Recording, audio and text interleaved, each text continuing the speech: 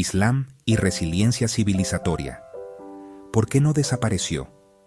A lo largo de la historia, la colonización europea transformó, y en muchos casos devastó, civilizaciones enteras.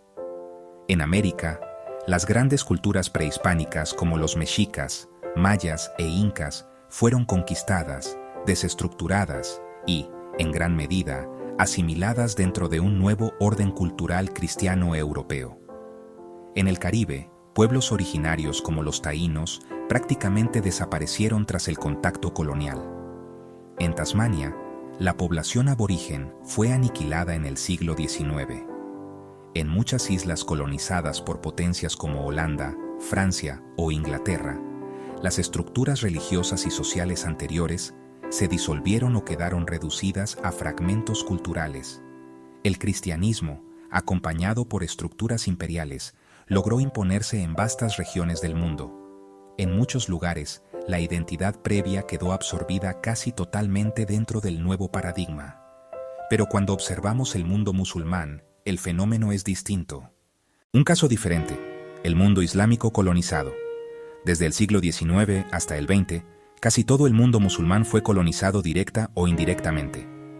Imperio Británico, India, Egipto, Sudán, Palestina, Irak, Francia, Argelia, Marruecos, Túnez, Italia, Libia, Holanda, Indonesia, Rusia zarista y luego la Unión Soviética, Asia Central y Cáucaso, Yugoslavia comunista, Bosnia y otras regiones balcánicas, China comunista, región uigur en Xinjiang.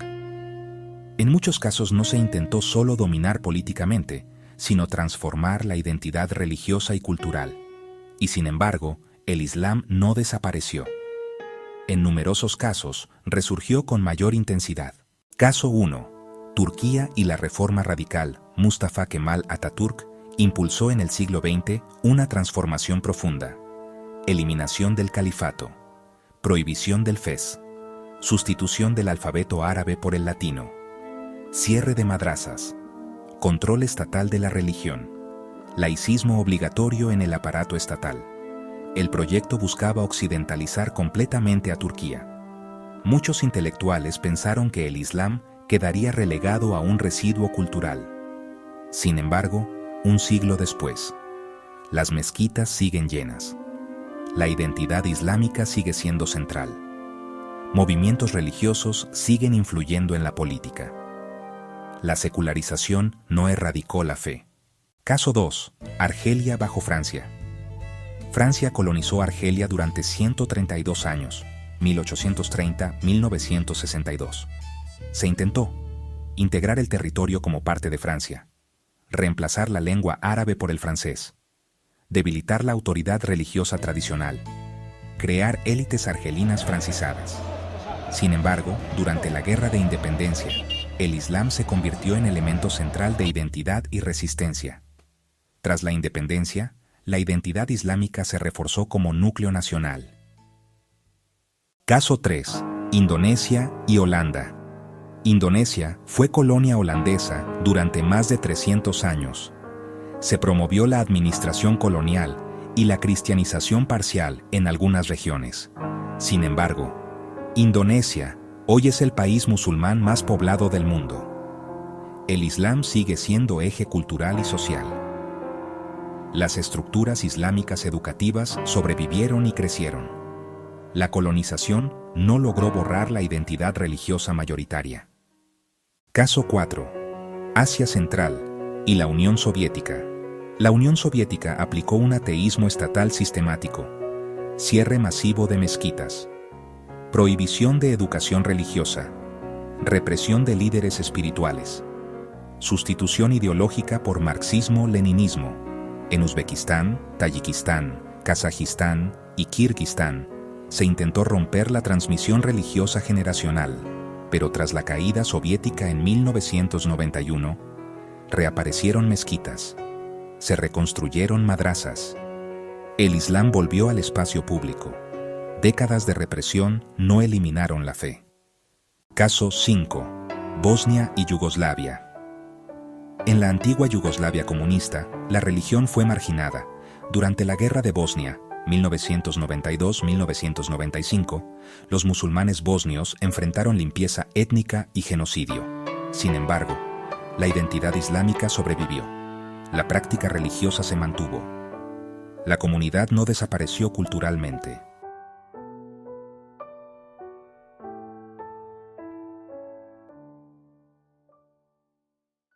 Caso 6. China y Xinjiang. En la región de Xinjiang, donde vive la población uigur musulmana, el Estado chino ha implementado políticas de fuerte control religioso.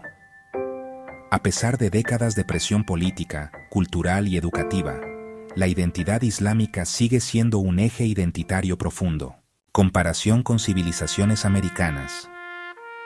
Templo Mayor y otras estructuras monumentales dan testimonio de culturas sofisticadas. Sin embargo, tras la caída política, se desmontó el sistema sacerdotal. Se impuso otra cosmovisión. Se transformó radicalmente la estructura social. La continuidad espiritual se interrumpió en gran medida. El Islam, en cambio, no dependía exclusivamente de un templo central o una élite sacerdotal hereditaria. ¿Por qué el Islam resistió? Aquí entramos en una reflexión más profunda. 1. No es étnico. El Islam no pertenece a una raza específica. Es árabe, turco, persa, malayo, africano, europeo. La fe no depende de ADN ni territorio. 2. Práctica descentralizada. No requiere una jerarquía central obligatoria. Aunque cayó el califato, la oración continuó. 3. Interiorización. La memorización del Corán crea transmisión directa. Si destruyes edificios, la fe sigue en las personas. 4. Sistema integral. El Islam regula familia, economía, ética, espiritualidad cotidiana. No es solo rito dominical. 5. Narrativa trascendente. Da sentido al sufrimiento, la pérdida y la colonización misma. Interpreta la adversidad como prueba, no como derrota definitiva. Secularización comparada. En muchos países de tradición cristiana occidental, la secularización avanzó rápidamente. La práctica religiosa disminuyó drásticamente. La identidad religiosa se volvió cultural más que normativa. En varios países musulmanes, la secularización impuesta generó tensión más que absorción completa. El Islam no encajó como anillo al dedo en modelos secularizados importados. ¿Por qué el Islam vuelve? Porque trasciende estructuras políticas. Los imperios caen, las fronteras cambian, los sistemas económicos mutan. Pero una fe internalizada, practicada 5 veces al día, transmitida en familia, memorizada en la infancia, difícilmente desaparece por decreto. Los aztecas no regresaron como sistema civilizatorio independiente. El Islam, tras cada intento de erradicación, reaparece. Y el proceso continúa. Hoy existen campañas mediáticas, culturales y políticas que buscan redefinir o diluir el Islam.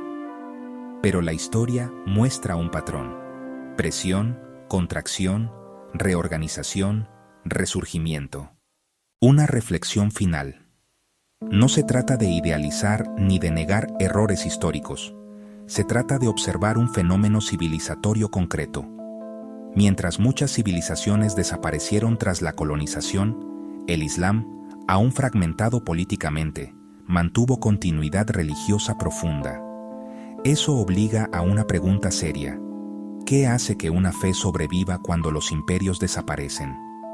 Si quieres explorar más esta reflexión histórica y espiritual, te invito a leer pueblosdedios.com, lauma.com. Entender la historia comparada ayuda a comprender que no todas las identidades sobreviven igual. Algunas dependen del poder, otras dependen de la convicción, y eso cambia todo.